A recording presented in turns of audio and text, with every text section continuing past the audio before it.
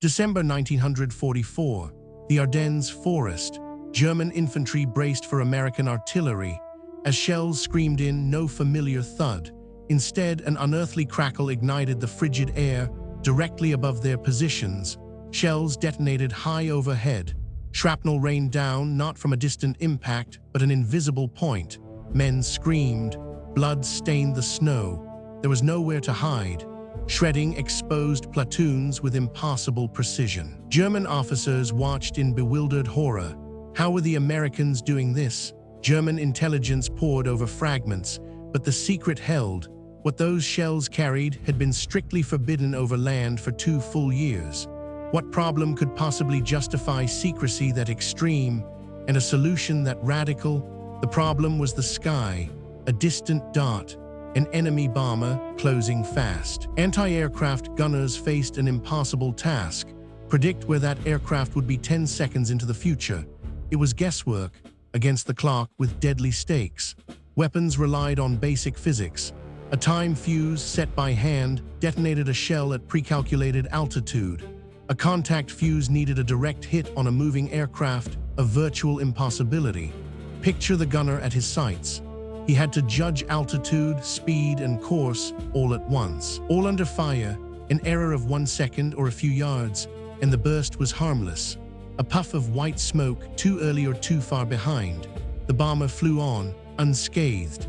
The records from early in the war are blunt. Roughly 500 rounds of heavy anti-aircraft fire for every enemy aircraft destroyed. 2,500 shells for 1 kill. Gun crews watched salvo after salvo burst around the enemy and do nothing. The bombers got through. The payloads were delivered.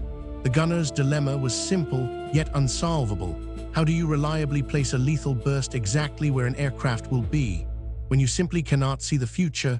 To most engineers, putting electronics inside a cannon shell was madness. A radio transceiver built from fragile vacuum tubes, riding in the nose of a shell, fired at 20,000 times the force of gravity, spinning 500 times every second. Nothing electronic could survive that. The technology simply didn't exist, or so everyone believed. But what if the shell itself could decide, sense the aircraft, measure the distance, and detonate at the perfect moment? The answer lay in a paradox, a delicate instrument designed for maximum destruction. It began in 1942. The Johns Hopkins University Applied Physics Laboratory opened its doors in Maryland. With an APL, Section T of the National Defense Research Committee formed. Its mission, build that deciding shell. Merle Tuve led Section T. A physicist of probing intellect, he demanded perfection, driven by wartime urgency. Vannevar Bush, director of the Office of Scientific Research and Development, championed this vision. He cleared resources, guarded the project. Bush saw its potential to turn the tide. The challenge: integrate a complete, functional radio system into an artillery shell's nose, then make it survive. The numbers had scared off every engineer. Once airborne, this miniature transceiver would transmit its signal, listen for the echo. At closest approach, it would trigger the explosion. The shell would make its own lethal decision. No electronic device had ever survived anything like it. Core components, miniature vacuum tubes, glass and filament, fragile. They had to survive a cannon launch. Engineers grappled with materials, structural integrity, the limits of physics. James Van Allen, a young physicist, pioneered ruggedization. Remember his name. Powering this marvel was another hurdle. Keep a battery dormant for months, then instantly activate it. The solution: reserve wet batteries. The cannon's jolt through setback or spin released the electrolyte. The tiny circuit came to life. Absolute secrecy was paramount. The VT fuse was named Variable Time Fuse. Deployment details were restricted, controlled to ensure the enemy never laid hands on a dud. The stakes haunted its leaders. The secret could change the war or fall into enemy hands. Hundreds of test shells screamed skyward, most failed. Tubes shattered, wiring tore, signals vanished, batteries stayed dead. The testing was brutal. Engineers studied shattered remnants. Each failure a lesson, weeks bled into months. Pressure mounted, war raged. But deep within APL, solutions emerged. New alloys for filaments, stronger glass envelopes, Microscopic welds defied crushing G-forces, circuits printed on ceramic, each tiny breakthrough a victory, each successful test fire proved it could be done. Captain William Deke Parsons pushed the program from the Navy's side. A stern, practical officer, Parsons bridged theoretical and tactical. He understood combat's brutal calculus. Slowly, impossibly, components grew stronger. Radio signals clearer, detonators more reliable. Then a flicker, a signal, a burst, not random but deliberate. The weapon was finally waking up. January 5, 1943, near Guadalcanal, the Pacific darkness hummed with tension. USS Helena gunners stood rigid. Radar picked up a fast-moving speck. A Japanese HID-3, a Val dive bomber, hurtled towards the fleet. A familiar silhouette. Helena's 5-inch batteries roared. Fire and steel spit into the black. Tracers arced into the dark. For decades, anti-aircraft combat had been a brutal numbers game. Gunnery officers calculated where a plane would be, not where it was, an impossible task. Until tonight, a shell shrieked. It didn't strike the Val. No timed fuse expired harmlessly. Yards from the bomber's left wing, a blinding flash erupted. Not contact, not time, but proximity. The Val shuddered, metal screaming. Its dive suddenly uncontrolled. Pieces tore away, spinning into the sea. The bomber, engulfed in flame, plunged into the ocean. Silence fell across Helena's decks. Then an electric cheer. No miracle, only precision. A killing blow delivered by the shell itself. Gunners felt a thrill. They had just made history, the first combat kill using the secret variable time fuse. This technology could not be lost.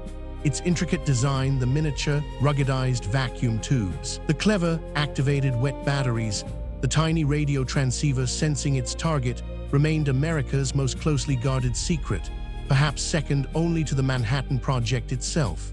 A single unexploded round, falling into enemy hands, could unlock everything.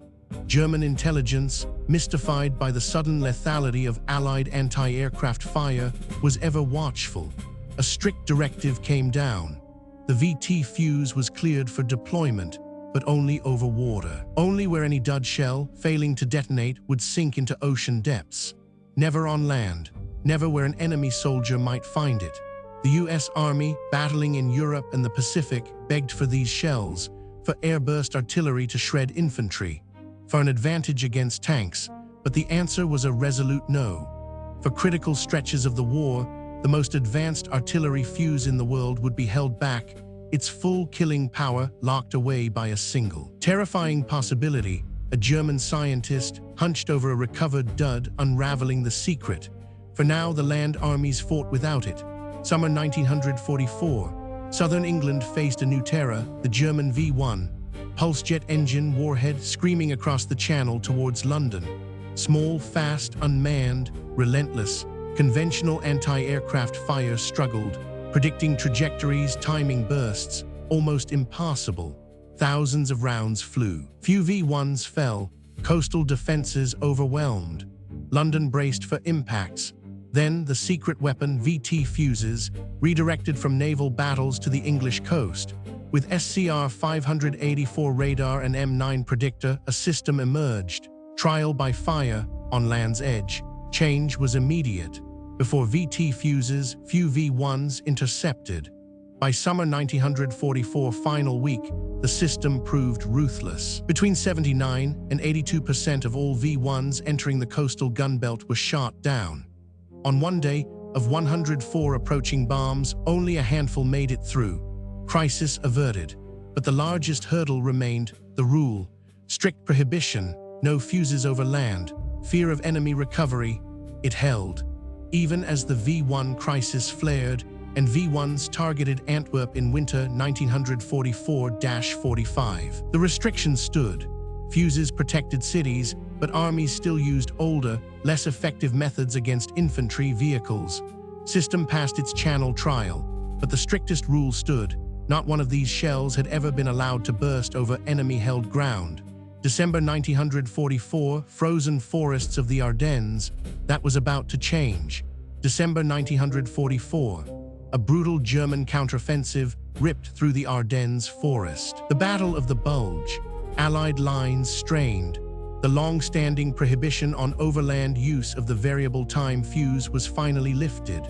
This secret weapon, once confined to naval battles and aerial defense, would now be unleashed on the ground.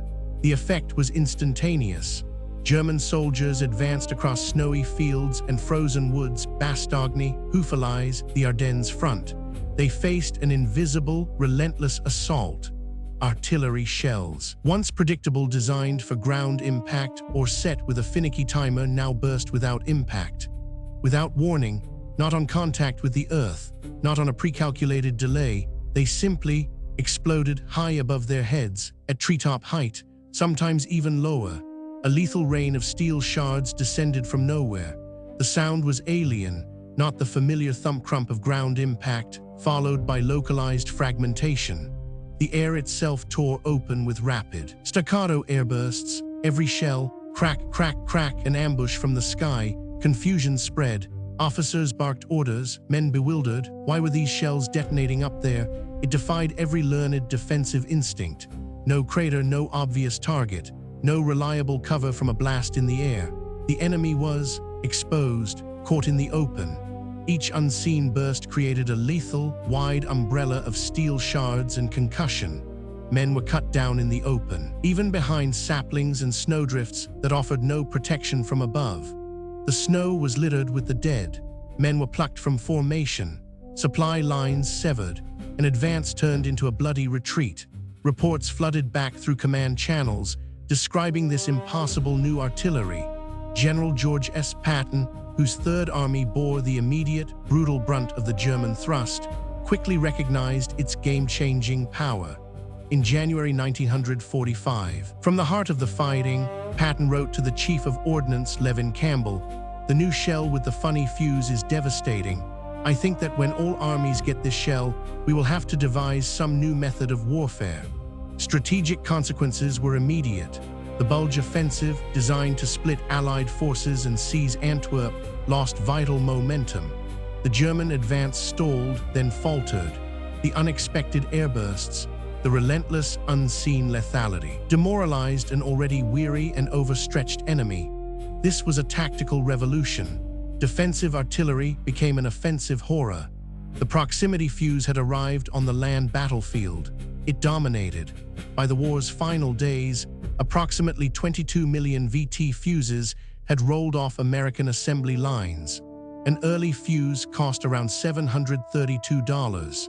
Innovation and mass production drove that figure down sharply, to about $18 per fuse at peak output. The program demanded an outsized portion of the nation's burgeoning electronics production.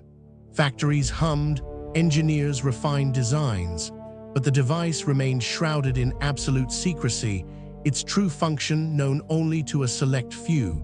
Yet, the critical secret held. German intelligence never managed to crack the code. The overwater leash of those early years had done exactly what it was designed to do. No intact fuse ever reached a German workbench. Even when the rules relaxed, first for the V-1 flying bombs over southern England, then with the critical decision to unleash the fuse during the Ardennes offensive, the Germans remained baffled. Post-war analysis of captured intelligence records confirms it. Their intelligence services never fully grasped the true nature of the new, uncanny airbursts. They could not explain the sudden, radical improvement in Allied anti-aircraft effectiveness, nor the lethality of bursts at treetop level. The miniature radio transceiver in each shell's nose, sensing its target, remained an enigma. The rapid, almost instantaneous destruction of the shell in midair left precious little to recover or analyze.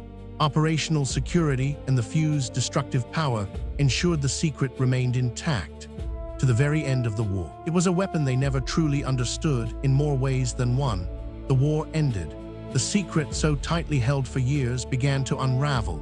Its miniaturized electronics, the self-contained radio transceiver in a spinning shell, these innovations drove military research for decades. They informed guided missiles, smart munitions, the quest for battlefield precision. Dr. Merle Tuve, Section T leader, continued groundbreaking work in geophysics. Vannevar Bush, architect of America's wartime scientific enterprise, championed post-war civilian research. William Deke Parsons, Navy liaison for the fuse, moved to a terrifying new role, weaponeer of the Hiroshima bomb. But physicist James Van Allen, whose APL work ruggedized those tiny vacuum tubes, found renown elsewhere. He left battlefield G-forces for the silent vacuum of space.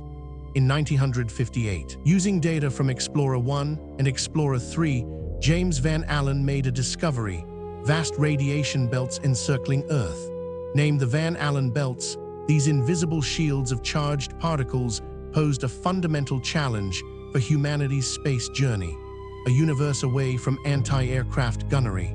The fuse had taught a generation how to make electronics survive the impossible, from a shell's nose hurtling toward a distant bomber. That ingenuity ultimately led to the profound, silent edge of the cosmos itself.